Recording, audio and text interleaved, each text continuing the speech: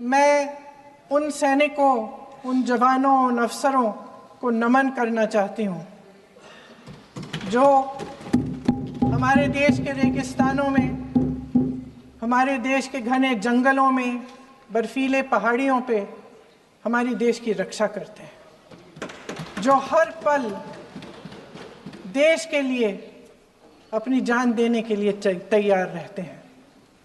1948 से लेकर अब तक, जब से पाकिस्तानी रेडर्स ने कश्मीर पे हमला किया, तब से लेकर अब तक हमारी देश की अखंडता की रक्षा करने में उनका बड़ा योगदान है। हमारी आज़ादी अहिंसा के आंदोलन से हासिल हुई, लेकिन जैसे मैंने कहा, उसको कायम रखने के लिए हमारी सेना का बहुत बड़ा योगदान है। कल मैं सदन में बैठी हुई सबके भाषण सुन रही थी।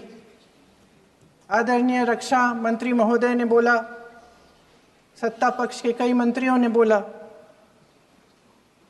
1 घंटे का रक्षा मंत्री जी का लंबा भाषण था।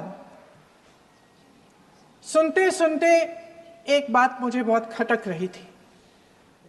उसके बाद जब दूसरे भाषण भी सुने आपके सत्ता पक्ष के, तब भी ये बात बार बार मेरे मन में आ रही थी कि सारी बातें कर ली, ऑपरेशन सिंदूर की बात कर ली, आतंकवाद की बात कर ली, देश की रक्षा की बात कर ली, इतिहास का पाठ भी पढ़ा दिया, लेकिन एक बात छूट गई। उस दिन 22 अप्रैल 2025 को जब 26 देशवासियों को अपने परिवार के सदस्यों के सामने खुलेआम मारा गया, तो ये हमला कैसे हुआ, क्यों हुआ?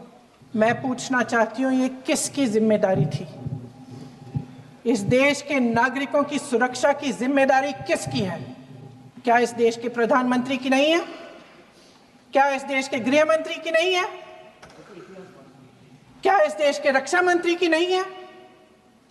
क्या एनएसए की नहीं है?